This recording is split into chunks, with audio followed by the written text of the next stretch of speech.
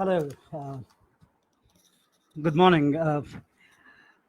It's wonderful to be with you at the invitation of a former student of mine, Mir Ahmed Ali, who is now assistant professor at Bhattar College, Datun. Now, if you can hear me, please let me know. Please just write a comment and let me know that I'm audible so that I may carry on with the assurance that all of you can hear me. Can you hear me?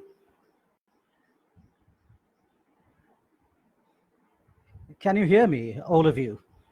One of you, I'll be very grateful to you if one of you could write a short comment and say whether I'm audible or whether I'm not audible. All right, thank you, thank you. So there we have a reply. The sound is clear. Okay, so the subject of today's discussion will be the Shakespearean stage and the acting conventions in Elizabethan England. Now, as you understand very well, this is a subject on which one could talk for days and not just for hours. One could go on and on speaking about it. There have been so many books written on the subject, and with the authors expressing a very wide diversity of opinions. And so to condense all that within the space of an hour, or maybe a little more than an hour, is a challenge. And then at the same time, it's something that falls perfectly in line with Polonius's advice to Laertes in Hamlet: brevity is the soul of wit. So yes, I must be brief and condense the discussion as far as practicable. We, as you know, are in a period of lockdown. This is something unprecedented, and yet we are all optimistic that we'll be able to tide over these difficult times. And at the same time as we have these hopes, we must also make the best possible use of the time that we are now spending at home. And one of the best ways of spending the time is to organize these lectures online. And this is a way of reaching out to listeners, to audiences that may be very far flung into the distant reaches of the country and of the world. So while this is not really a substitute for actual classes in the classroom, which have their own importance and uses, this also has its advantages, and this has certain benefits which we perhaps will not be able to avail of in the physical classroom. And at the start, therefore, I'll speak a few lines from Shakespeare's comedy, As You Like It, lines spoken by Duke Senior, who has been banished by his younger brother into the forest of Arden. And this is apparently just the reverse of the lockdown, because while we are shut up in our houses and can only look out of our windows and out of our balconies at the trees and sky outside, Duke Senior and his band of merry men, like the old Robin Hood of England, as one of them says, is out in the forest of Arden, in the very midst of nature, away from the court. But even then, they, that is Duke Senior and his men, are as far away from public life as we are today when we are experiencing lockdown. So either way, it's an exclusion from public life. And so I think we must, under the present circumstances, think the way Duke Senior does when he speaks these words: "Sweet are the uses of adversity, which, like the toad, ugly and venomous, wears yet a precious jewel in his head." So a toad, I'll just put my phone in the silent mode, one moment. Okay, thank you. The toad may be ugly, but according to popular belief in Shakespeare's time, it had a jewel in its head, which was one of the reasons why it was thought useful. And so, although the life in the forest of Arden has all its hardships, it may be turned to good use, like the toad that's ugly and venomous, and yet wears a precious jewel in its head. And this our life, exempt from public haunt, finds tongues in trees, books in the running brooks, sermons in stones, and good in everything. And so must we then, as we begin today's discussion on Shakespeare's stage and the acting conventions in Shakespeare's time. Now, in the early part of the 16th century, there were primarily two kinds of theatres. The first type of theatre was where we had small groups of professional actors who performed on the outskirts of the city of London, performed in halls or inns of courts, as they were sometimes called, or inns on the highway, which had courtyards where they could perform and people could stare down at them from the balconies or the galleries above. Sometimes they even performed in the marketplaces. Mark Antony's speech to the Roman mob, or Brutus's speech to the Roman mob in Julius Caesar in the marketplace on a makeshift stage, is in a way a kind of replication of how plays themselves would actually be performed in the middle of the 16th century in certain parts of England, on the outskirts of the great city of London. And so Shakespeare perhaps was consciously doing this when he made Brutus and Mark Antony get up onto a stage, a makeshift stage in the market, or maybe onto a flight of stairs, a slightly higher level than the people who had assembled to listen to them. And when he made them speak their speeches from that high position, he was probably replicating the actors on one of these early stages in Mark Antony, condensing them all into the figure of Mark Antony or into the figure of Brutus. And so Brutus and Mark Antony then become representations of small troops of actors who would perform in similar ways in the marketplaces, and their speeches become a sort of replication of the performances of entire plays, and the Roman mob that has gathered to hear Brutus and Mark Antony become a kind of parallel to audiences who would gather at marketplaces. Now, the other kind of theatre in the early part of the 16th century was to be found in the city of London, and this was made up not of professionals, unlike the first type of theatre that I talked about, but this was made up of amateurs. This was made up of amateurs, usually university students, and they would perform for the royal court or for the gentry, the noblemen, and the audiences were educated, the actors were educated, they were acquainted with the classics of ancient Greece and Rome, particularly the Roman classics, and they were knowledgeable about theatre and about performances in other countries. And of course, many of them had visited those other countries, which, mind you, Shakespeare never did. Shakespeare never stepped out of London. But there were Englishmen who had, and many people in London who were watching this second kind of performance had actually gone outside London and were acquainted with theatrical practices in neighboring countries, France, for example. Now, the significant development of the Elizabethan stage was connected with the first type of theatre, not with the second type of theatre. The first type of theatre, there were small groups of professional actors যারা হলে perform করতো বা কিছু in মানে সরাইখানা সেখানে perform করতো, market প্লেসে perform করতো। The Elizabethan theatre যেটা ডেভেলপ করলো in the second half of the 16th century evolved from this kind of theatre where the actors were professionals, all right, and not from the second kind of theatre, which was more of a court theatre and where the actors were amateurs. শখের অভিনেতা অভিনেত্রী নয়, অভিনেতারাই ছিল। Now, during the second half of the 16th century, the acting troupes became more and more popular, more and more successful, and they no longer needed to remain itinerant. Itinerant means traveling from place to place.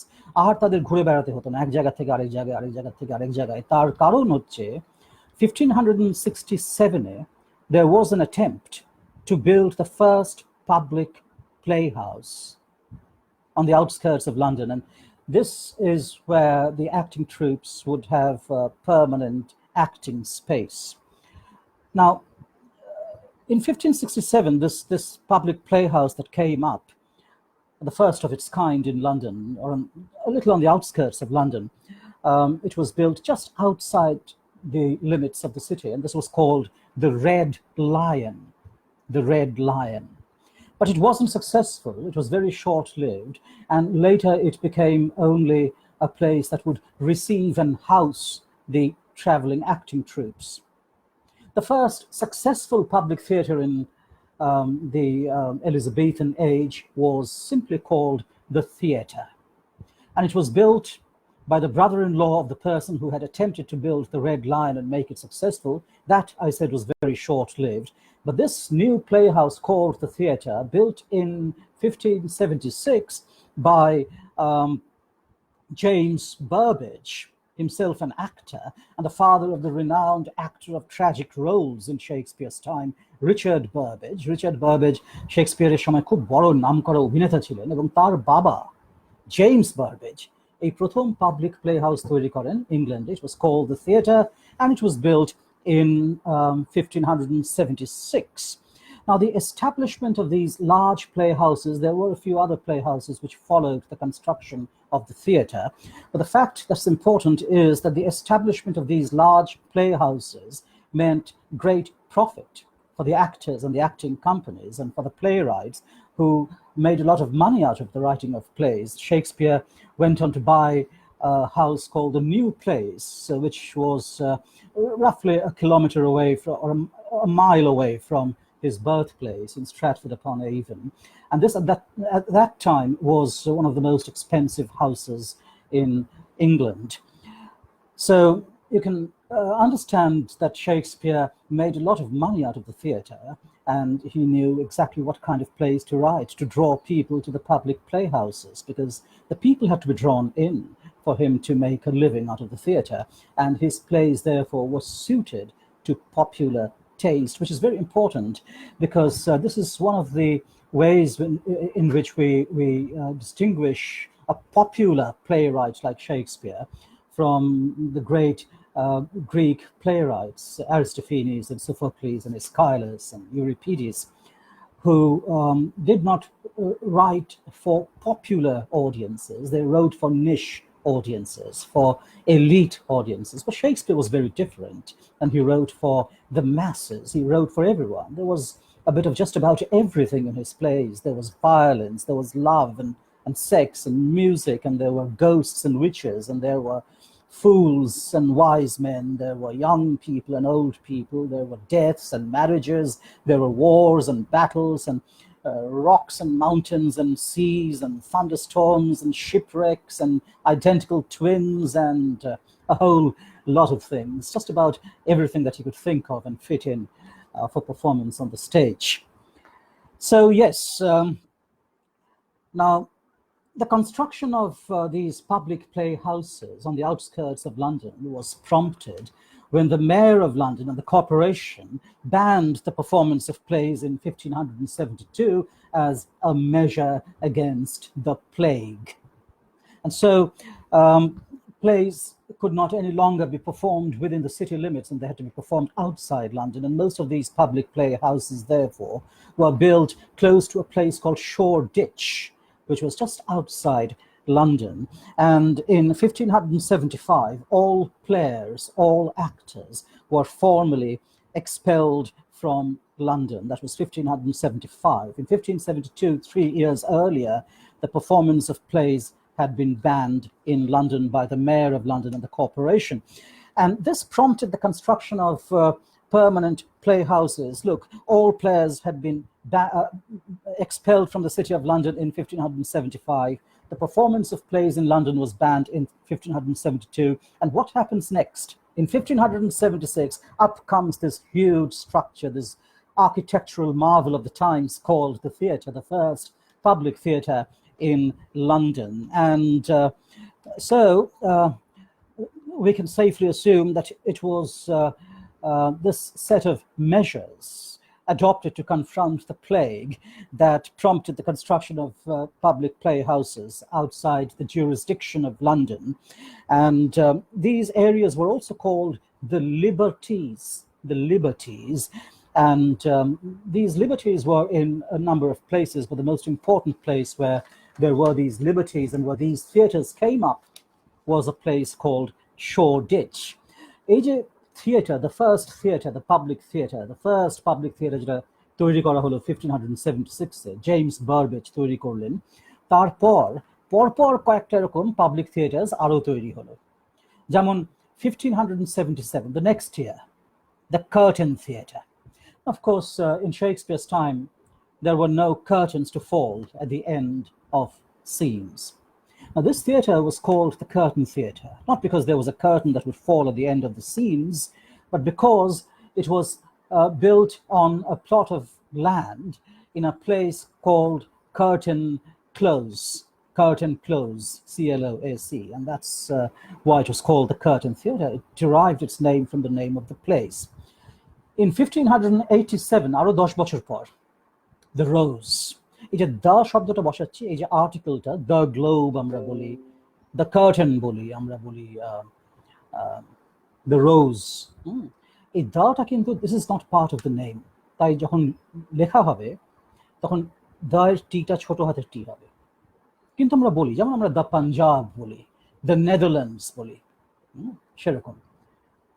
So the Curtain Theatre, 1577, the Rose, 1587, the Swan, 1595, and then the biggest of them all and the most famous, the Globe, 1599. প্রথম নাটক সেখানে performed হয়। এটা নিয়ে doubts আছে কোন নাটকটা প্রথম গ্লোবে পারফর্মড হয়। অনেকে বলে হেনরি দ্য ফিফথ, যেখানে শুরুতেই আমরা দেখছি একজন single actor called the chorus in the speech prefix. Speech prefix মানে কি? যখন নাটক ছাপা হয় দেখবে বাঁ দিকের কলামে যে স্পিচটা বলছে তার নামটা ছোট করে থাকে, তারপর একটা ইনডেন্টেশন থাকে, তারপরে স্পিচটা থাকে, তার নামটা বাঁ দিকের মার্জিনে থাকে। এই যে নামগুলো থাকে প্রত্যেকটা স্পিচের আগে, যে বলছে কথা তার নাম, এটাকে বলে স্পিচ প্রিফিক্স। তো এই যে চরিত্র যে প্রথমে আসছে স্টেজে, হেনরি দ্য ফিফথ যখন শুরু হচ্ছে নাটকটা, তাকে বলা হচ্ছে কোরাস। কোরাস মানে আমরা ধরে নিই generally a group of characters who will speak or sing together, একসঙ্গে। That was how it was in Aeschylus. And then as we come down from Aeschylus through Sophocles and Euripides and Seneca down to Shakespeare in the early modern period, we find that although the word chorus remains, the constitution has changed. Chorus বলতে এখানে একজন, Romeo and জুলিয়েটের শুরুতে chorus একজন, এখানেও একজন। তো যাই হোক, স্পিচ প্রিফিক্সে কিন্তু কোরাসই বলা হচ্ছে। তো সেই কোরাস এসে, আমি পরে আসবো, in the course of the discussion I'll speak again about the chorus in Henry V. He comes and apologizes for the limitations of the stage, referring perhaps directly to the fact that the Globe Theatre, in spite of the best efforts of the architects and the designers, still had severe limitations when it came to depicting things such as those that are depicted in Henry V, the great battle of Agincourt between England and France. অনেকে মনে করে যে the first play to be performed at the Globe was Julius Caesar. তারও কারণ আছে কিছু। এক জায়গায় জুলিয়াস সিজার যেদিন হত্যা হবে তার আগের দিন রাত্রিবেলা কনস্পিরেটরসরা সব ব্রুটাসের অর্চার্ডে অ্যাসেম্বল করেছে, একটা ঘন্টা বাজছে, এবং গ্লোব থিয়েটার ছিল ঠিক সেন্ট পলস ক্যাথিড্রালের উল্টো দিকে। এবং অনেকে মনে করে যে নাটকের মধ্যে যে ঘন্টাটা বাজছে সেটা টাইমিংটা এমন হতো, নাটকটা শুরু হতো এমন সময়, তারপরে অভিনয় করছেন অ্যাক্টার্সরা, করতে করতে ওই জায়গাটাতে যখন পৌঁছবে, ঘন্টাটা যখন বাজবে, ঠিক সেই সময় হয়তো স্টেজে কোনো ঘন্টা বাজানো হতো না, কিন্তু টেমস নদীর ওপার থেকে ভেসে আসতো সেন্ট পলস ক্যাথিড্রালের ঘন্টার আওয়াজ। দিস ইজ কনজেকচারাল, এটা অনেকে মনে করে যে এরকম হতো। Anyway, whatever that might have been, either of these two plays was the first to have been performed at the Globe Theatre. That was built in 1599. Now, two theatres were built after the Globe. One the very next year, the turn of the century, in 1600. It was called the Fortune. The Fortune was built in 1600, and another theatre that came up in 1604, which was never really very popular. It was called the Red Bull. All right, so let's have a closer look now at these playhouses. I suppose that most of you have a fair idea of the architectural quality of the playhouses. Nevertheless, I'll spend a few moments speaking about how the playhouses might have looked. Now, most of these playhouses were polygonal, and the polygonal structure gave these playhouses a rounded look. I referred to the chorus who speaks at the start of Henry V. He calls the playhouse the wooden O, referring to its rounded appearance in spite of the fact that the Globe Theatre was polygonal. The curtain, however, the curtain theatre was rectangular. There were a few exceptions, and the Fortune and the Red Bull, which were built after the Globe, were square. But most of the other theatres were polygonal. The Rose, the Swan, the Globe, and the first granddaddy of them all, the theatre, built in 1576. Now, in these public playhouses, there were 3 tiers of galleries. And before we speak further about the structure, just make a note of the fact that যে কোনো একটা public play house বা যে কোনো theatre, আজকের যে থিয়েটার্সগুলো আছে, আজকে যেখানে আমরা নাটক দেখতে যাই, ইনডোর থিয়েটার্স, প্রসেনিয়াম স্টেজ, বা যাত্রাও যখন আমরা দেখি, মাঠে ঘাটে যে যাত্রা হয় সেগুলো যখন দেখি আমরা, একটা জিনিস মনে রাখবে যে কোনো নাট্যমঞ্চ, থিয়েটার, স্টেজ, প্লে হাউস, তার যে আর্কিটেকচার, তার যে design, that plays a very big role, an enormous role in creating atmosphere, in creating an effect on the mood of the audience, and I dare say also on the mood of the actors. একটা পরিবেশ তৈরি করে, একটা atmosphere তৈরি করে. Now give that a thought as I speak further about the Shakespearean stage and the acting conventions. এই কথাটা মাথায় রেখো. Now, in the Shakespearean playhouse, the Elizabethan playhouse sometimes is referred to as the Shakespearean playhouse. The Elizabethan stage sometimes is referred to as the Shakespearean stage for reasons that are understandable. This might seem a little unfair to Shakespeare's contemporaries, Marlowe and Thomas Dekker and Webster and all the others that you know of. But the fact remains that Shakespeare was the most famous playwright, even in his own time, and most certainly in ours. And so, the Shakespearean stage. Now, there were 3 tiers of galleries. The sitting area the galleries had roofs on them, a kind of canopy, as had the stage, but there was a courtyard in front of the stage.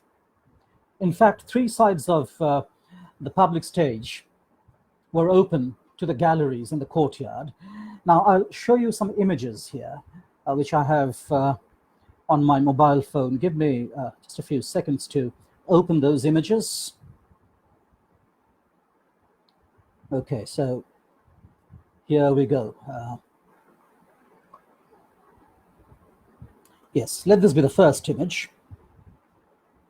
I'll hold this in front of the screen, and I think that will suffice. It's a somewhat clumsy arrangement, but I think this serves the purpose. Okay, so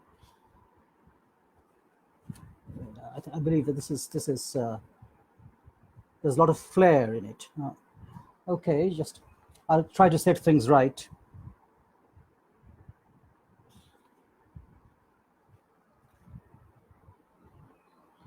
Okay, give me half a minute.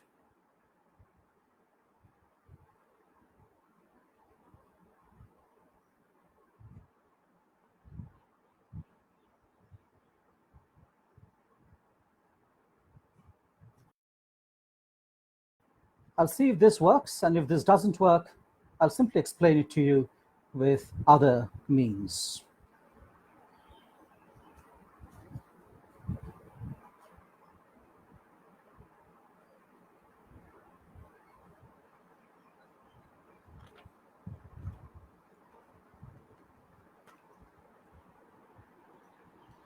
Oh, this is better, right.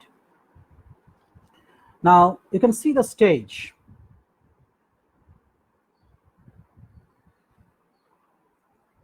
Oh, there's a lot of flare in it, so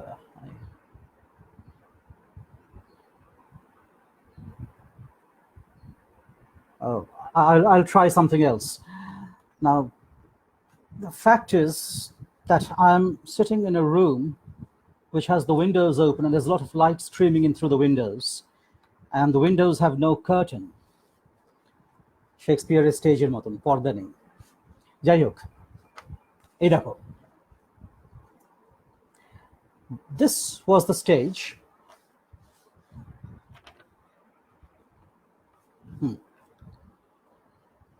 This was the stage. This is how it looked. It was called the platform stage or the open stage, sometimes the trestle stage, T-R-E-S-L-E, and it protruded into a courtyard. There was a courtyard in front, all right? Now, এদিকে একটা courtyard ছিল. And the galleries would be on three sides like this, 3 tiers of galleries. And the actor would move around on the stage like this and would face the audiences on the 3 sides. This is how the arrangement was. Now, this stage had a roof, and the galleries also had roofs, but the people who would stand in the courtyard outside, here in front of the stage, were exposed to the sunshine and to the rain. They had no roof over their heads. I will come to that again. All of you have seen images of the Shakespearean stage, so I don't think I really need to speak further about that. So the courtyard was exposed to the sky, but the stage and the galleries had canopies over their heads. Now, there was a roof, as I said, above the stage. And this roof also served as, during performances of plays, as a sky above the heads of the characters. When the characters would refer to the sky, they would mostly look up there. In The Merchant of Venice, when Lorenzo is speaking to Jessica and talks about the beauty of the stars, look how the floor of heaven is, etc., etc., talks about the stars decking the floor of heaven. He's actually looking up at the sky, the ceiling above the stage. But this ceiling would also have stars actually painted there. The angels would be painted there. And so, more than just the sky, the ceiling would stand for the heavens. When Lear addresses the heavens, he says that he'll go mad, and he prays to the heavens to prevent him from going mad. And there are other occasions also when so many other characters in Shakespeare address the heavens. And whenever they would do that, the actors would look up at the ceiling of the stage, either with folded hands or in ecstasy or in despair. And that would be, of course, articulated by the expressions on their faces and the contents of the passages that they would speak, but that is where they would look. When Mark Antony in Julius Caesar, while addressing the Roman mob, says, "Judge me, you gods," he is again looking at the heavens, at the ceiling. When Lear curses Goneril with sterility, he looks up at the ceiling. Here, nature, here, dear goddess, here. Suspend thy purpose if thou didst intend to make this creature fruitful. So the goddess he addresses, here, nature, here, dear goddess, here. That goddess is there, that pagan goddess that he addresses while cursing Goneril with sterility is up there in the ceiling.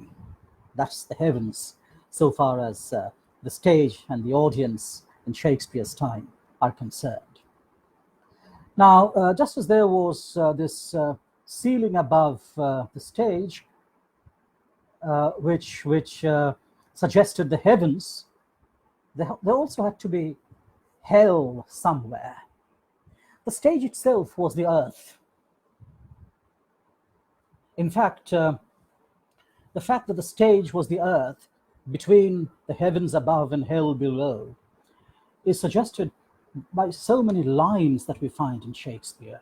শেক্সপিয়ারের নাটকে অনেক এরকম line আছে যেখানে বোঝানো হচ্ছে যে এই স্টেজটা হচ্ছে পৃথিবী, স্টেজের তলায় নরক আর স্টেজের উপরে হচ্ছে স্বর্গ। There are so many passages which compare the earth with the stage, and which compare human characters walking on the surface of the earth with actors moving on the surface of the stage. The famous speech in As You Like It, Jacques যেখানে বলছে, all the world's a stage and all men and women are merely players. They have their exits and their entrances, and one man in his time plays many parts, his acts being 7 ages. দুটো দরজা ছিল স্টেজের পেছনে, একদম পেছনে। এখন যেমন modern স্টেজে দরজার ডান দিক আর বাঁ দিকে থাকে সেরকম নয়, কিন্তু একদম স্টেজের পেছনে একটা দরজা দিয়ে ঢুকতো, একটা দরজা দিয়ে বেরোতো। মানে কোনো চরিত্র একটা দরজা দিয়ে ঢুকলে সেই দরজা দিয়ে আর বেরোতো না, কিন্তু আরেকটা দরজা দিয়ে বেরোতো।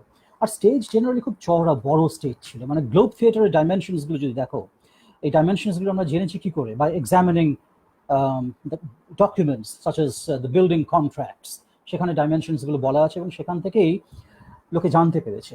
এখন ইন দ্য 1990s, ওই যে পুরোনো গ্লোব থিয়েটার যেটা 1599-এ তৈরি হয়েছিল, that was burnt down during a performance of Henry VIII. A cannon was fired and the thatched roof on top of the stage caught fire, but the next year it was rebuilt. Tarpore to about 1642, all the theatres were closed down, and the Globe Theatre and all the other theatres of Shakespeare's time became history. In the 1990s, after so many years, 400 বছর পর প্রায়, an American actor, Sam Wanamaker, decided to reconstruct the globe very close to the place where the actual globe had stood on the banks of the River Thames in London. The globe which now stands in London is this reconstructed globe. It was opened to the public sometime in the late 1990s. Sam Wanamaker, the brainchild behind the reconstructed globe, unfortunately died before the new globe came into being and was inaugurated. But it was inaugurated by his daughter, herself an actress, and she inaugurated it by reciting the chorus's speech from Henry V, which seems to corroborate the theory that Henry V might have been the first play to have been performed at the original Globe in 1599. এই যে reconstructed globe, it replicates in almost every way the original globe.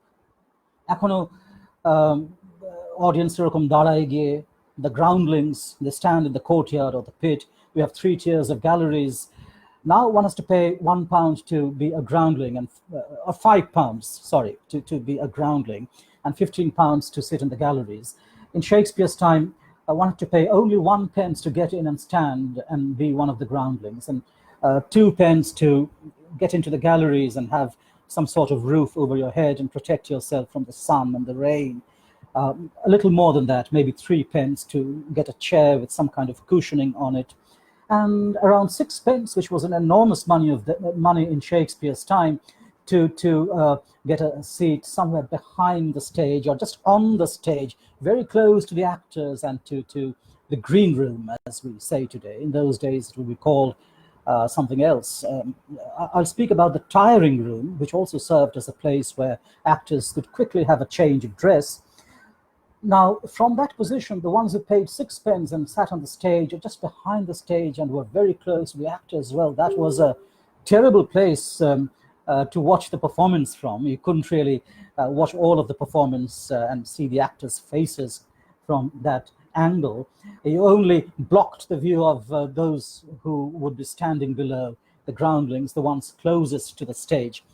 যারা একদম স্টেজের সামনে দাঁড়িয়ে থাকতো, বা অনেক সময় এরকম স্টেজের উপরে এরকম হাত রেখে দাঁড়িয়ে থাকতো গ্রাউন্ডলিংসটা, তার সামনে যদি একজন কেউ চেয়ারে বসে থাকে স্টেজের উপরে, তার ভিউটা ব্লক হয়ে যেত। So, but the good thing about these persons who paid sixpence and sat on the stage, some of them were nobles or aristocrats who had that amount of money to pay and get in.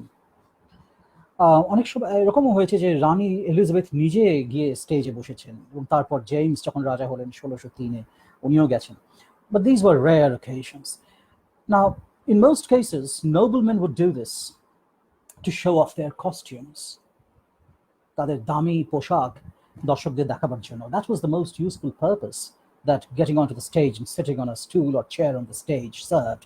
Not that you had a very good view of the performance, but you could show off your dress to the audience. And that was important because it helped maintain a certain kind of social hierarchy. I'll talk about the costumes on the Elizabethan stage. The Elizabethan stage was very bare. Scenery bolte kichu chilo na, ami seta aro pore bolchi.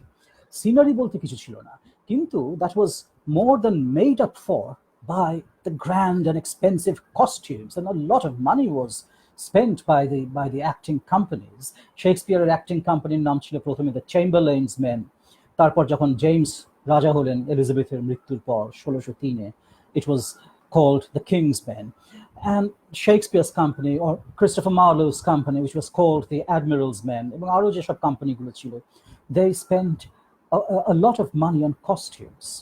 And the costumes were very symbolic, because the moment you saw a character enter the stage and saw the costume that he was wearing, it could be a young boy dressed up as a woman, or it could be a male character in a play, you could guess the social status of that person from the color of the costume, and also from the kind of fabric that the costume would be made out of. For example, noblemen and kings and queens would mostly wear silk, and kings and queens particularly would have a touch of purple in their costumes. Of course, they might even have the crowns on their heads.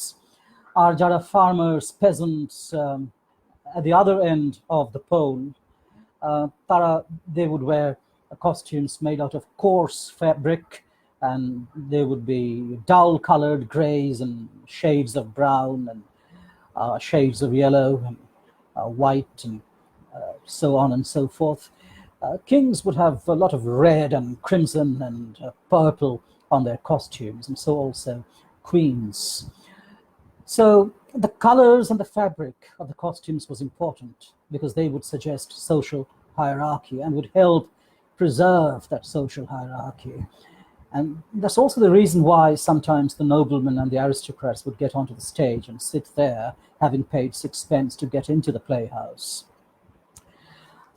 Now, the money that was paid at the entrance to the playhouses had to be deposited in boxes that were kept at the various gates at different points on the exterior of the playhouse. বাইরে অনেকগুলো gate ছিল, এবং গেটের পাশে বাক্স রাখা থাকতো, এবং সেখানে সেই বাক্সের মধ্যে one had to drop the money. Now, Amritendu, a student of mine, has asked me an interesting question. But before I answer that question, let me add that since one had to drop the money into the boxes, that's from where we have the origin of the term box office. We say that a movie today is a box office hit if it earns a lot of money for its director and producer. So the term has its origin in Shakespeare's England. Amritendu's question is this: how the heavens which were depicted on the ceiling could be visible from the gallery or from the courtyard. Was it too high so as to be? The question he has asked, well, the groundlings, at least those that would be standing close to the stage, or some of the people in the galleries who would be sitting close to the stage, particularly those in the lower tier of the galleries, would surely be able to see it. Now, if this were the stage, and if the galleries were on three sides, the gallery here and the gallery here, the lowest tier of the gallery would have people who might be able to see the ceiling and the pictures of the angels and the stars on the ceiling, which would pass for the heavens. But there would also be a gallery far away here, far away from the stage, and I'm not sure if the people sitting in the lowest tier from that distance would be able to see Heavens. Now, talking of the physical dimensions of the Globe Theatre, the stage was around 45 feet wide. The roof was around 46 feet wide, and this depth of the stage would be around 30 feet. It was around 5 feet high, and the diameter of the stage, of the playhouse, this diameter would be around 100 feet, and the external circumference would be around 300 feet or thereabouts. So this is what we know about the Globe Theatre, and it's more or less the same for the reconstructed Globe, which stands today on the banks of the Thames in London. The dimensions of the other public playhouses were slightly different, but very similar to those of the Globe. Now, when you purchase tickets for a performance at the Globe Theatre today, there's a note on the ticket which says that from every part of the gallery and from every point in the courtyard or the pit where the groundlings would be standing, everything on the stage would be visible. স্টেজটা এমন করে তৈরি করা, স্টেজে pillars গুলো সবকিছু এমন করে আছে, এমন করে তৈরি করা হয়েছে যে তুমি যেখানেই বসো না কেন বা যেখানেই দাঁড়িয়ে থাকো না কেন, in the pit, in the courtyard, that was called the pit, তুমি স্টেজের সমস্ত জিনিস দেখতে পারবে, সব দেখতে পারবে। এমন নয় যে তোমার সামনে একটা দেওয়াল চলে আসবে বা কিছু, সেরকম হবে না। কিন্তু যে সিলিং এর প্রশ্নটা, এটা নিয়ে আমারও সন্দেহ হয়েছে। আমি একবার গ্লোবে গিয়েছিলাম, কিন্তু আমি কাছাকাছি বসেছিলাম বলে আমি লোয়েস্ট টিয়ার গ্যালারির সেখানে বসেছিলাম, এবং to the right of the actors when they would be facing the front of the stage, সেদিকে বসেছিলাম। মানে এটা যদি স্টেজ হয়, এটা স্টেজের পিছন দিকটা, এখানে সামনে গ্রাউন্ডলিংসরা আছে, এখানে অ্যাক্টার্সরা গ্রাউন্ডলিংসদের ফেস করছে ওইদিকে, আমি এরকম একটা জায়গায় বসেছিলাম। সুতরাং I could see the ceiling, not the entire ceiling. I don't remember. Sorry, I don't remember, but I think I could see a part of it. কিন্তু যারা একদম টপ মোস্ট টিয়ারে বসবে তারা পারবে না, দ্যাটস ভেরি অবভিয়াস। তার কারণ এই যে স্টেজের যে ছাদটা, the roof of the stage, that would be in the same line as the roof of the first tier of the gallery. মানে এই যে ছাদটা, এইটা আর পুরো গ্যালারির যে ফার্স্ট টিয়ারটা, এটা একই লেভেলে থাকতো। There was a balcony above the roof. সেই যে রুফের উপরে ব্যালকনিটা, সেটা আরেকটু এগিয়ে থাকতো, যাতে ব্যালকনির উপরে যদি কেউ দাঁড়ায় স্টেজ থেকে তাকে দেখা যাবে। এবং স্টেজের সামনেটাও কিন্তু, স্টেজের ফ্রন্ট পোর্শনটা, ওই যে সিলিংটা থেকে একটু এগিয়ে থাকতো। মানে সিলিংটা হয়তো এখানে শেষ হয়েছে, এরকম একটা জায়গায় শেষ হয়েছে, তার সামনে আর একটু জায়গা থাকতো, যাতে এখানে দাঁড়িয়ে কেউ স্টেজের উপরে যে ব্যালকনিটা, ছাদের উপরে, সেটাকে দেখতে পারে। তার উপরে আরেকটা ব্যালকনি থাকতো। Generally there would be two balconies. The balconies had their own purposes, but I'll come to that. First, let's talk about hell. Now, this earth was there for the point that I was making. The earth was the stage, the heavens were the ceiling, এবং অনেক নাটকে আমরা এই আর্থ যে stage সেরকম reference পাই। Macbeth বলছে ওই tomorrow and tomorrow স্পিচটাতে, life's but a walking shadow, a poor player that struts and frets his hour upon the stage. As you like it, এর ওই লাইন্সগুলো আছে। লিয়ার এক জায়গায় বলছে, when we are born we wail and cry that we are come to this great stage of fools. One of the sonnets begins with a line like this, as an imperfect actor on the stage, Manush. Hell was below. There was a trap door on the stage. Dr. Faustus যখন হেলে প্রবেশ করছে, তখন trap ডোরটা খুলে যাচ্ছে। There will be some kind of mechanism, maybe someone below the stage to lift the trap door, and that is precisely what happens when Faustus sees it opening and says, "Ugly hell, gape not." আমার দিকে এরকম করে তাকিও না। That was hell. But it also served as graves. Ophelia's body would be laid down there. When the grave diggers in Hamlet are digging a grave, they're actually in that little hole beneath the trapdoor. And Hamlet and Horatio are on the stage looking at the two grave diggers, whose heads, or maybe only till this part of the body, would be visible to the audience because their bodies would be in that hole. And that would be the grave. That's where Laertes jumps in so that he too may be buried with his sister. That is where Hamlet jumps in when he sees Laertes jumping in there, and there's a bit of scuffle, a bit of wrestling between Hamlet and Laertes. Each claims to love Ophelia more. But that's also perhaps the place that was used to let up Banquo's ghost in Macbeth during the banquet scene.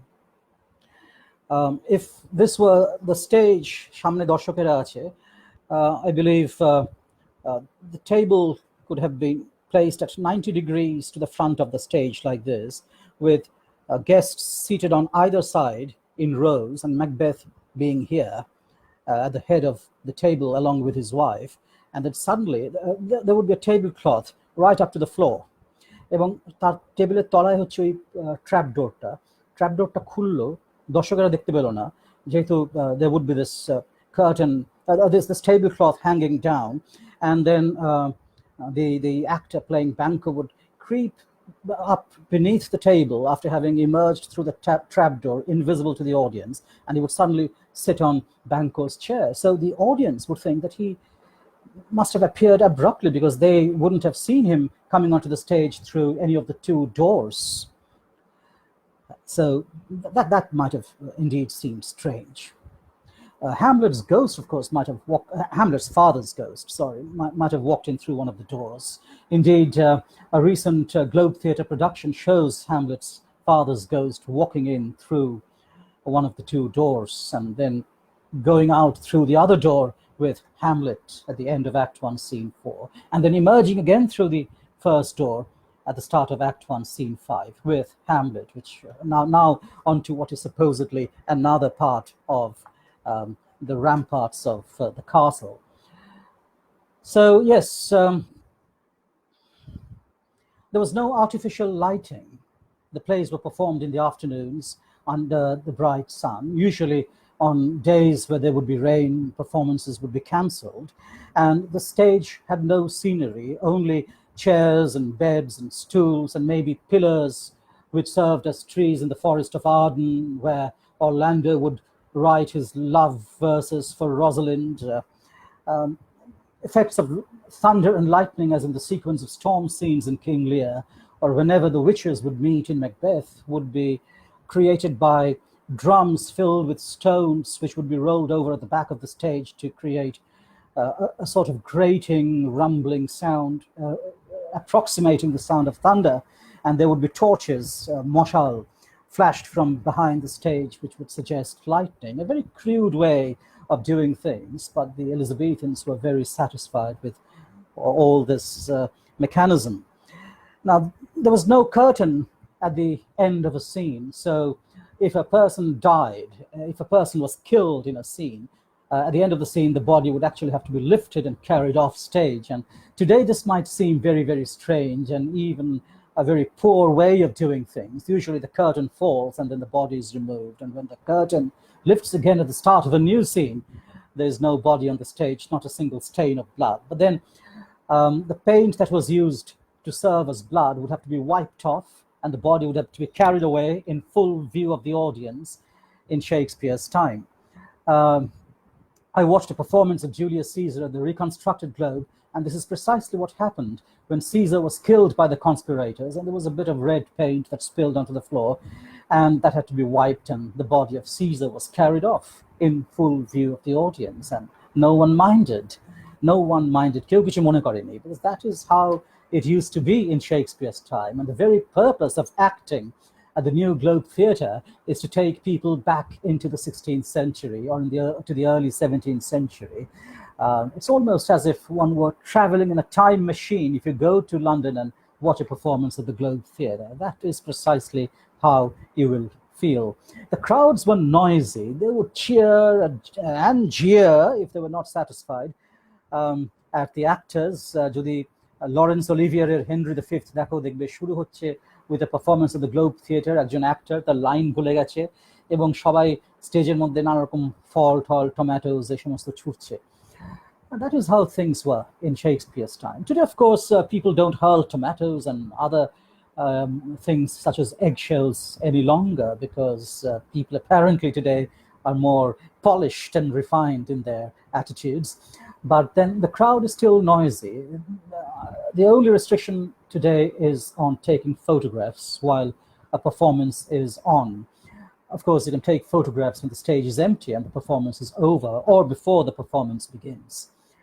But there is a lot of foodstuff being sold in the galleries, glasses of beer, as would have been perhaps the practice in Shakespeare's own time.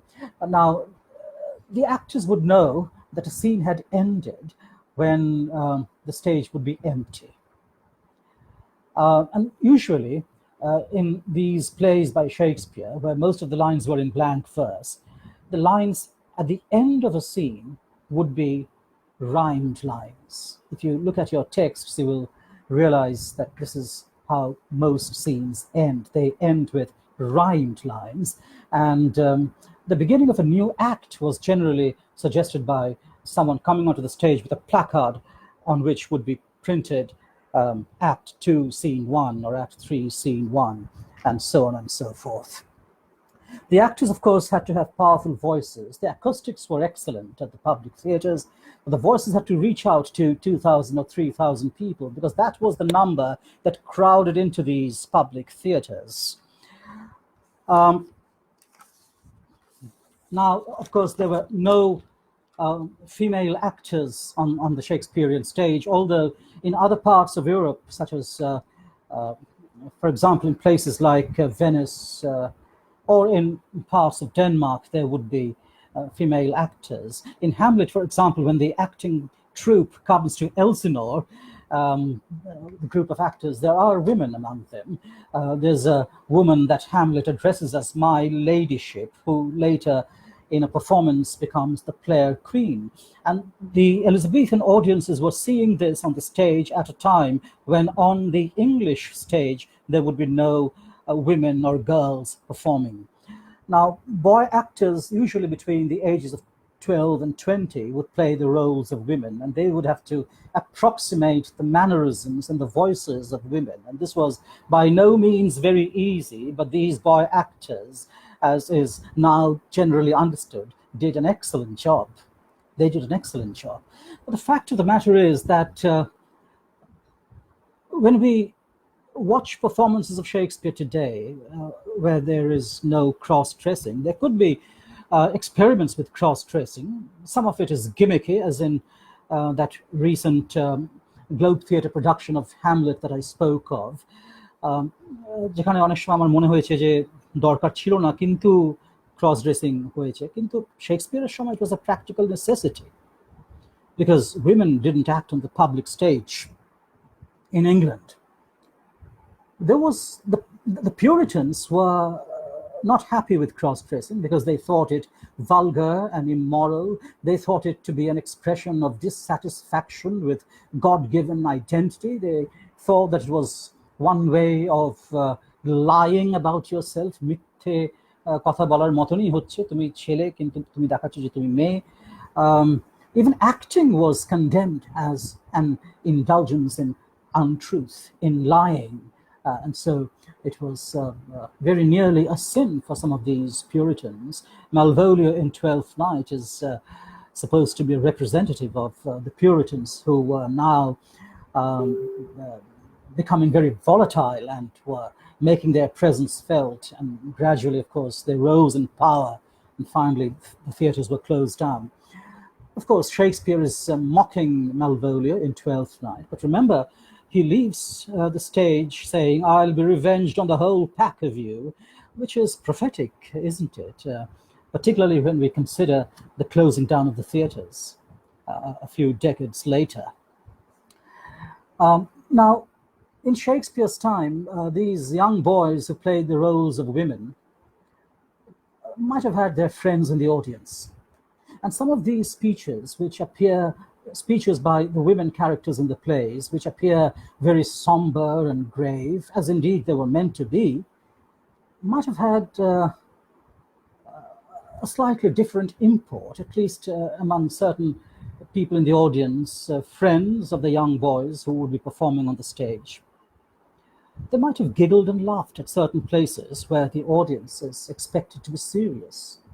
Imagine the boy actor on the stage in Macbeth who plays Lady Macbeth and says, "The raven himself is hoarse that croaks the fatal entrance of Duncan under my battlements.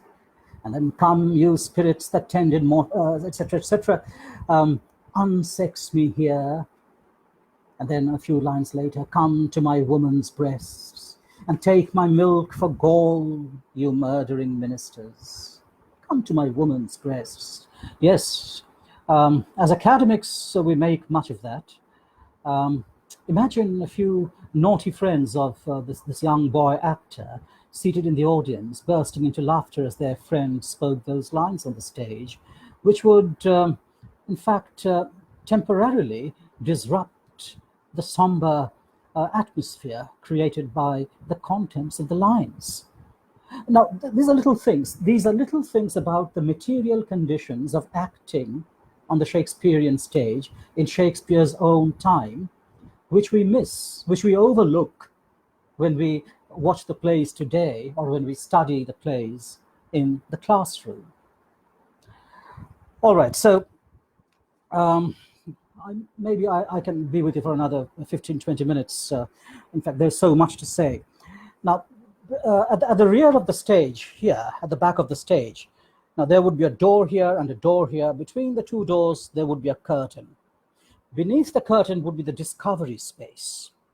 Now, the discovery space concealed by the curtain would be used for a number of things. For example, Polonius could be hiding here while Hamlet would be speaking to his mother in the closet scene. And then when Hamlet's mother, Gertrude, fears that she would be killed by Hamlet, she cries out in fear, "Thou wilt not murder me," etc., etc. And Polonius, who is hiding behind the curtain, also cries out, and Hamlet rushes towards the curtain and stabs through the curtain, and Polonius falls down dead. Hamlet, of course, thinks that it's his uncle Claudius that he has killed, and then he draws the curtain apart and finds that it's Polonius. So that was one way in which the discovery space, concealed by the curtain, could have been used. And just behind the curtain, there was a door which led to a small chamber.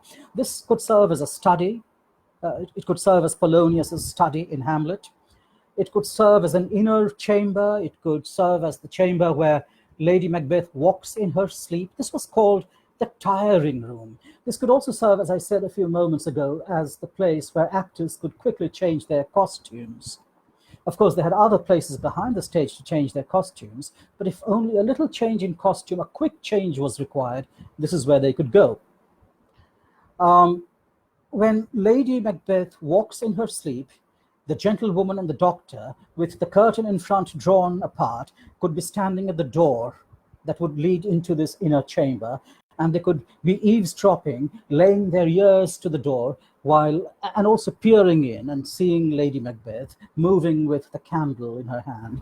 And that would become a microcosm of the larger macrocosmic playhouse, with the inner chamber becoming the stage, Lady Macbeth the performer, and the gentlewoman and the doctor becoming representatives of the audience. That, of course, is one of several ways of thinking about the sleepwalking scene.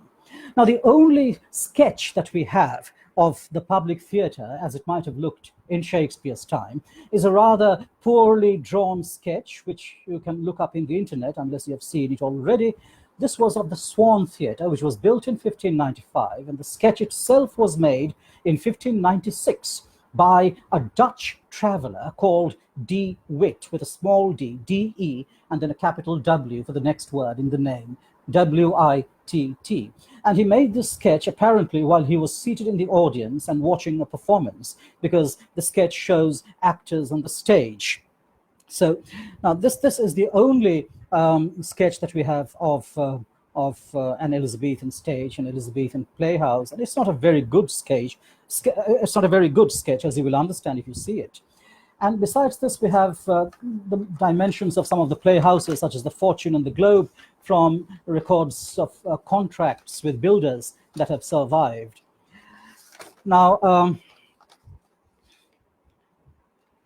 the balconies above the stage were used for a number of purposes. The first balcony was used by musicians who would come and blow their trumpets, usually immediately before the arrival of a king. For example, when King Lear walks onto the stage at the start of, towards the beginning of the play, after the opening conversation between Gloucester and Kent and Edmund, Lear যখন প্রবেশ করছে, the entry would be perhaps announced by these musicians.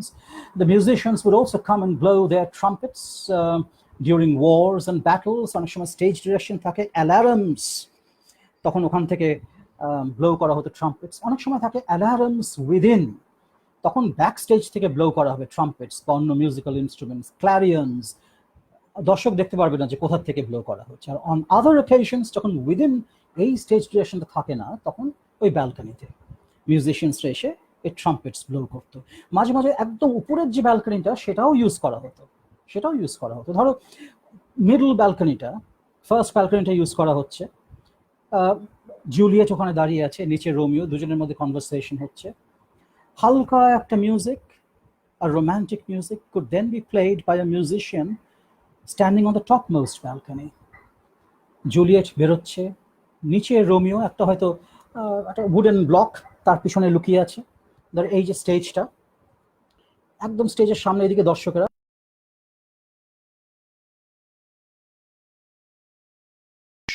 in the orchard, in the Capulet house, জুলিয়েটের বাগানে, তার পিছনে Romeo, he is concealing himself. এখানে first ব্যালকনিটা, দরজা খুলছে, উপরেও দরজা থাকতো, দুটো দরজা নিচের মতন, জুলিয়েট বেরোচ্ছে। মধ্যরাত্রি, it's midnight. It's actually afternoon, perhaps with the bright sun shining overhead. Plays would be usually performed in summer because winters were and still are a trifle uncomfortable in England and not suited to performances of plays. So plays would be performed in summer in bright daylight. And yet Shakespeare, with his language and with the contents of his passages, would, with extraordinary skill and artistry, conjure up different times of the day and different parts of the world, seas and deserted heaths and forests and lakesides and the sky, early morning, midnight, storms, and you name it and you have it in Shakespeare.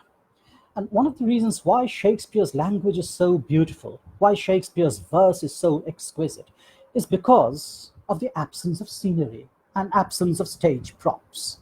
Shakespeare's language had to be beautiful. Of course, he was a genius, more so than his contemporaries, who also wrote under similar material conditions. But Shakespeare compensated for the absence of scenery and stage props by writing verse that would conjure up immediately different times of the day and different places. So it's midnight now, and Juliet is there on the balcony. Romeo thinks it's like the emergence of the sun. It is the east, he says. ব্যালকনিটা হয়ে যাচ্ছে পূর্ব দিক। পূর্ব দিক নাও হতে পারে, পূর্ব দিক একদম উল্টো দিকটাও হতে পারে অ্যাকচুয়াল গ্লোব থিয়েটারে। It is the east and Juliet is the sun, he says. Arise, fair sun, and kill the envious moon. Moon যে তোমার ঈর্ষা করে তাকে মেরে ফেলো। A little later he talks about Juliet's eyes, how bright they shine. Duto tara, two stars, if they had left their positions in the sky, asking Juliet's eyes to twinkle in their places till they came back, the sky would be filled with such radiance that birds would think that dawn had broken and would start to sing. এত সুন্দর ভাবে Romeo বলছে। Two of the fairest stars in all the heaven, having some business, do entreat her eyes to twinkle in their spheres till they return. What if her eyes were there, they in her head, the brightness of her eyes would, the brightness of her cheeks, would shame those stars as daylight doth a lamp. Her eyes in heaven would through the airy region stream so bright that birds would sing and think it were not night. Now, when the audience hears this, the audience forgets, absolutely. It's a willing suspension of disbelief. The audience forgets that it's noontime or late afternoon. অথবা Macbeth যখন বলছে, কি বলছে Macbeth? When he's only hinting at the murder of Banquo, speaking to his wife, be innocent of the knowledge, dearest Chuck, till thou applaud the deed. তারপর জানলার দিকে তাকিয়ে বলছে, আবার কিন্তু দুপুরবেলা, বাইরে উজ্জ্বল সূর্য, দর্শকদের মাথার উপরে সূর্য। এটা নাটকের এমন একটা সময়, নাটকটা যদি দুপুর 2টোয় শুরু হয়ে থাকে, it's a short play, by the time we reach this part of the play it will be around 3:30 in an English summer, যেখানে সূর্য অস্ত যায় রাত 9:30 10টায়। It's bright sunshine. ম্যাকবেথ বলছে, come seeling night, scarf up the tender eye of pitiful day, etcetera. আর তারপরে বলছে, light thickens and the crow makes wing to the rooky wood, good things of day begin to droop and drowse. কোথায়? কোনো কাক এখন বাসায় ফিরছে না, কিন্তু ম্যাকবেথের ওই জগতে ফিরছে। He is conjuring that world, it's about to be night time. Dagger সিনটাতেও আছে এরকম। যাই হোক, তো এই ব্যালকনিতে জুলিয়েট অ্যাপিয়ার করছে। জুলিয়েটের ব্যালকনির জন্য ওই ব্যালকনিটা সার্ভ করতে। It would serve as Juliet's balcony. It could serve as the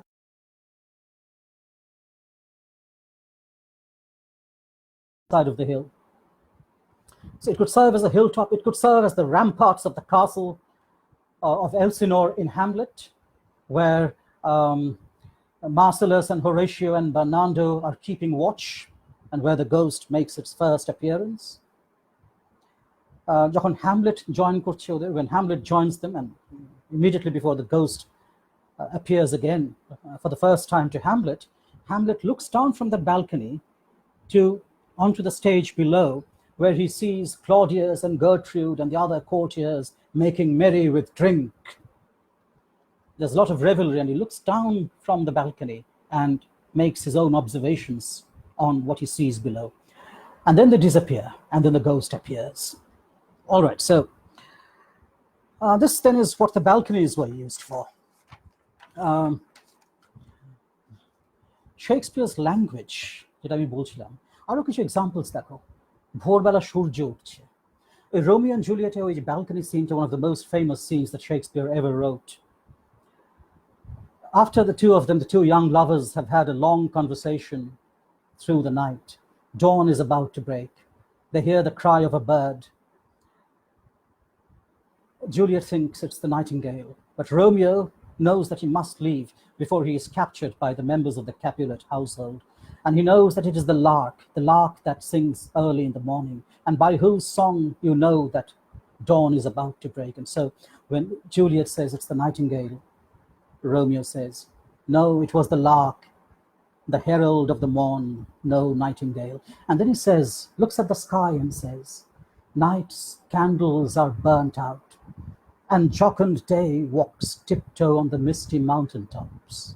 ভোর হচ্ছে, রাতের তারারা নিভে গেছে, night's candles are burnt out. And jocund day, ওই দূরে পাহাড় দেখছো, লন্ডন শহরে পাহাড় কোথায় কোথায় মাউন্টেন টপস, ওই যে দূরে মাউন্টেন টপস গুলো দেখছো, jocund day, the early hours, the early light of day, the red light of day on the mountain tops is walking tiptoe on the peaks of the mountains. We have a similar set of lines spoken by Horatio in Hamlet in the opening scene. And Horatio points out the east to his friends Bernardo and Marcellus and says, but look, the morn in russet mantle clad. দেখো ভোরবেলা, ভোরটা কি সুন্দর একটা russet, the dark red mantle পরে আছে, the gown পরে আছে। But look, the morn in russet mantle clad walks o'er the dew of yon high eastward hill. ওই যে দূরে পূর্বের যে পাহাড়, তার উপরে যে শিশির পড়ে আছে, তার উপরে দেখো কেমন করে হাঁটছে ভোরের আলো। ভোর হাঁটছে, ভোর নিজেই হাঁটছে একটা সাদা না, একটা লাল গাউন পরে, রাসেট কালার্ড গাউন পরে। So with the magic of his words, Shakespeare would suggest different times of the day. সিনারির কোনো প্রয়োজন ছিল না। ইলিয়ার যখন স্টেজে এসে বলছে, blow winds and crack your cheeks, rage blow, you cataracts and hurricanes, spout till you have drenched our steeples, drown the cocks. দর্শকেরা আর ভাবছে না যে উপরে সূর্য, চারপাশে বৃষ্টি পড়ছে, ঝড় হচ্ছে, বিদ্যুৎ চমকাচ্ছে, মেঘ ডাকছে। there's thunder and lightning, and there's the storm all around. Lear becomes the storm. Granville Barker যেটা বলেছিলেন, he was one of those who had directed a production of King Lear, and he was trying to contest arguments by Bradley and Charles Lamb that the storm scene couldn't really be performed on the stage. And in one of his articles on the play, which is to be found in the series of books called Prefaces to Shakespeare by Granville Barker, who was both a critic and a stage director, he suggests a number of ways in which the storm scene could actually be performed on the stage. Now, I will end this discussion, which has been going on for over an hour, with a few words on soliloquies and asides.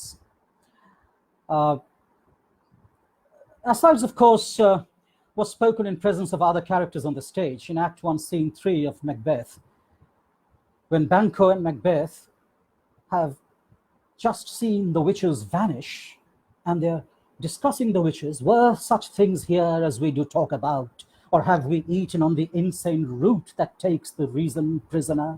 প্রশ্ন করছে। হঠাৎ দুজন এসে উপস্থিত হচ্ছে, রস and Angus, and they bring news that Macbeth is now the Thane of Cawdor. Macbeth চমকে যাচ্ছে. He was already the Thane of Glamis, one of the titles with which the witches had greeted him. Another witch, the second, had greeted him with the title of the Thane of Cawdor. And Macbeth তখন কি বলেছিল? The Thane of Cawdor lives. Why do you dress me in borrowed robes? আর এখন সে শুনছে যে সে Thane of Cawdor হয়ে গেছে।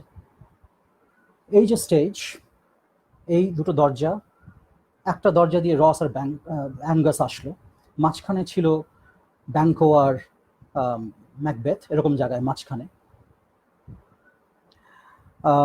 এরকম জায়গায় ছিল মাঝখানে। এই পেছন থেকে একটা, এই দুদিকে দুটো দরজা, two doors on either side at the back of the stage. Through one of these doors, Ross and Angus come in, and they meet Macbeth and Banquo, who are here in the middle. They have just seen the witches vanish.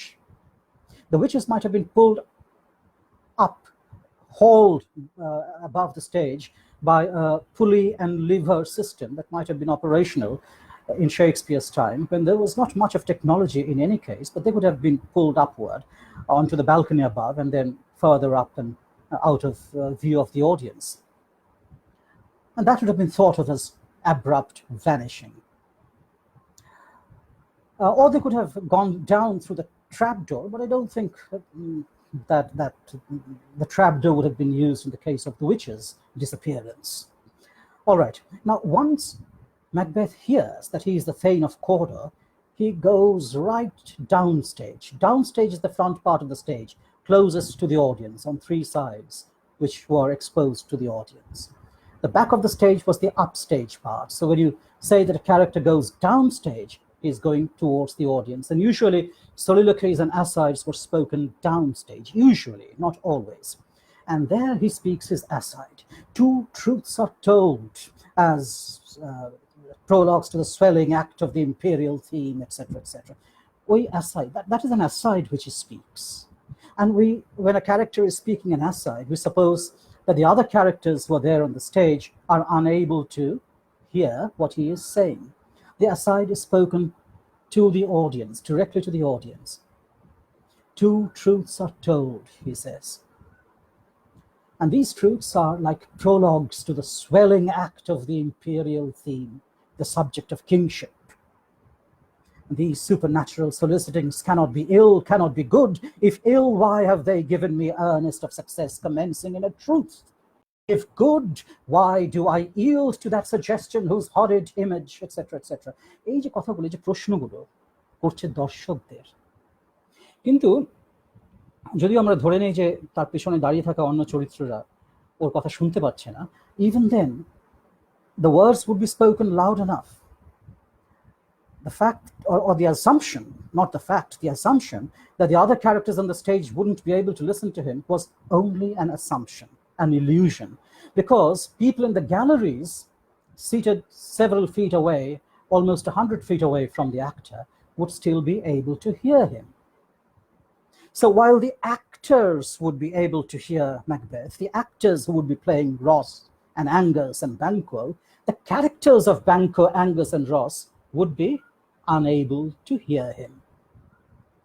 I hope you've got the point. Now, so far as soliloquies are concerned, in Shakespeare's time, it's very clearly, in most cases, it's an instance of speaking to the audience. It's not a case of thinking aloud. And this is something that I've said over and over again in the classroom and elsewhere in other invited talks. But this is a point that I'm always fond of making because it's so close to my heart. So actors would usually be speaking to the audience, and they would be drawing the audience into the world of the play in a way that's impossible on the modern stage, where there is light and darkness and silence and noise and so many other things separating the audience from the actors. But in Shakespeare's time, the audience would be drawn into the performance, and they would become almost part of the dramatis personae, because the character would be directly speaking to them and telling them things which the character would not tell any of the other characters in the play. So that's how it was. But then in the course of certain soliloquies, there could be several addresses. Take, for example, this very famous and much loved soliloquy where Macbeth, who is walking along the corridors of his castle of Inverness at midnight, suddenly sees a dagger hanging in the air in front of him. It begins, of course, the speech begins. Now, sometimes an entire speech may not be a soliloquy. A part of it may be a soliloquy. For example, at the start of this speech, Macbeth addresses Seton, his servant, and says, "Go bid thy mistress, when my drink is ready, she strike upon the bell." Now, that's not part of the soliloquy. And then once he leaves, he asks a question. Now, this question is not asked to the audience, because here he is questioning himself very obviously. This early part of this dagger soliloquy, unlike most other soliloquies, is not, I reckon, an engagement with the audience. Is this a dagger which I see before me? The handle toward my hand. Come, let me clutch thee. But is this a dagger which I see before me? The handle toward my hand. Well, he's talking to himself here. Come, let me clutch thee. I have thee not, and yet I see thee still. And art thou not fatal vision, sensible to feeling as to sight? Or art thou but a dagger of the mind, etc., etc.? Now, these very clearly are addressed to the dagger. It cannot be addressed to the audience. Neither is Macbeth addressing himself here. Is this a dagger which I see before me, the handle toward my hand? He's addressing himself. But the next line, I have thee not, and yet I see thee still. From there onward, he's addressing the dagger. And then a little later, he says, mine eyes are made the fools of the other senses, or else worth all the rest. Now he's once again addressing himself, and then he again addresses the dagger. I see thee still, and on thy blade and dudgeon gouts of blood, which was not so before. তারপর আবার নিজেকে address করছে. Once again he addresses himself. There's no such thing. It is the bloody business which informs thus to mine eyes. And then the dagger disappears. And now I think, for the first time in the speech, he addresses the audience. He looks around himself, the dagger is no more to be seen, and now he walks towards the audience, downstage, and says to the audience, for the first time in the soliloquy, now o'er the one half world, nature seems dead, and wicked dreams abuse the curtained sleep, witchcraft celebrates pale Hecate's offerings, etc., etc. এই প্রথম দর্শকদের address এই soliloquy-টাতে। তারপর দর্শকদেরকে demonstrate করে দেখাচ্ছে যে কি করে সে ডানকানের বেড চেম্বারে যাবে ডানকানকে হত্যা করতে। He demonstrates to the audience how he would move stealthily towards Duncan's bedchamber and kill him. Now, this is a direct interaction with the audience. He says that he will move to Duncan's bedchamber as Tarquin moved towards Lucrezia's chamber before he raped her. He says, with Tarquin's ravishing, thus, with his stealthy pace, thus, eivabe, like this. And he demonstrates, he takes a step on the stage, thus means like this. So obviously he's making a demonstration. Thus, with his stealthy pace, with Tarquin's ravishing strides, towards his design, towards his victim, moves like a ghost. And now, so far, he has been addressing the audience. Now, probably he sits down or he sits down on his knees. I'm not sure. That would depend on the director. And he looks at the floor and addresses the floor. Ebar stager mejitaকে address করছে.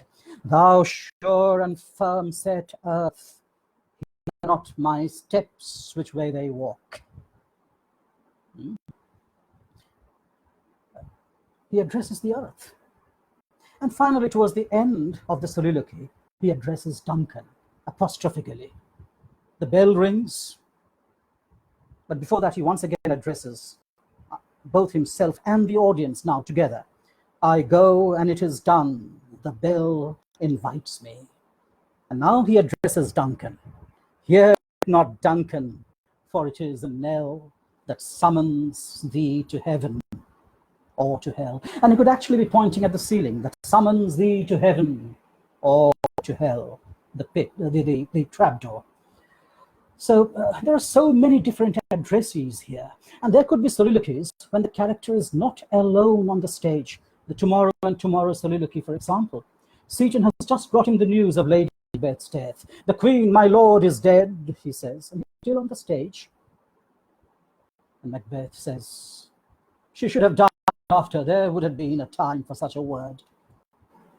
This could be part of the soliloquy. This could be spoken to Seaton. The way I spoke it just now suggests that it might be spoken to Seaton, but if he were to move a little away from Seaton, while Seaton is still on the stage, and if he were to get closer to the audience, if he were to come down stage and say, she should have died hereafter, there would have been a time for such a word, tomorrow and tomorrow and tomorrow, creeps in this petty pace from day to day, etc. So that would be another way of acting. If this were how it were acted, then the first two lines, should have died hereafter, there would have been a time for such a word, become part of the soliloquy. Whatever that may be, Seaton is there on the stage, so Macbeth is not alone. Now, he's not the only person here on the stage. This is therefore not the classical conventional soliloquy, but it still is a soliloquy. Two other such soliloquies come to mind. One is in Hamlet, when Hamlet draws up behind Claudius, who is praying. And Hamlet comes up from behind and thinks that now is a good opportunity for him to kill Claudius. Now might I depart, now he is a-praying, and now I'll do it. And so he goes to heaven, and so am I revenged, he says. But then he decides against it, because if he kills Claudius when Claudius is praying, Claudius's soul might go to heaven. And therefore he puts his dagger back in its sheath and decides to kill Claudius when Claudius would be engaged in some evil act, so that Claudius's heels may then kick at heaven, the heels may point at heaven, and his soul may be as damned and black as hell whereto it goes. That is what he says. আরেকটা speech তোমরা যারা দেখেছো সপ্তপদী ওথেলোর ওই speech যখন Desdemona, এখানে দেখো হ্যামলেটের যে স্পিচটা বললাম সেখানে দুজন আছে কিন্তু স্টেজে। ইনফ্যাক্ট হ্যামলেট যখন to be or not to be স্পিচটা বলছে, অনেক প্রোডাকশনসে পিছন থেকে দেখানো হয় পিছনে ওই ডিসকভারি স্পেসের যে the curtain, from behind the curtain Claudius and Polonius might be peeping out. That's one way of directing the scene where he speaks. That's okay. There's a very good essay on that nunnery scene in Hamlet by Taroknath Sen, where he talks of different ways in which the scene could be acted. There's a possibility that Claudius and Polonius are on the stage, just behind the curtain in the discovery space. In that case, he is not alone. And Ophelia might be in another part of the another portion of the stage. Hamlet has not seen him while he is speaking his soliloquy. And maybe only towards the end of the soliloquy, his eyes suddenly fall on Ophelia. The fair Ophelia, he says. And this soliloquy in Hamlet, To Be or Not to Be, perhaps the most famous soliloquy Shakespeare ever wrote, is in some ways very, very different from any other soliloquy in Shakespeare, because it does not have a single first-person singular pronoun. So Hamlet could well be reading someone else's words off the pages of a book.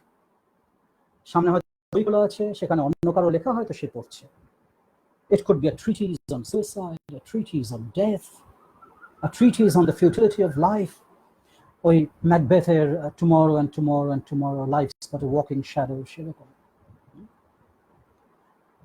Again, it depends on the director. The director could ask the actor playing Hamlet to have that book in front of him and read from the pages, or it could be delivered as a conventional soliloquy, although with these other characters on the stage, possibly.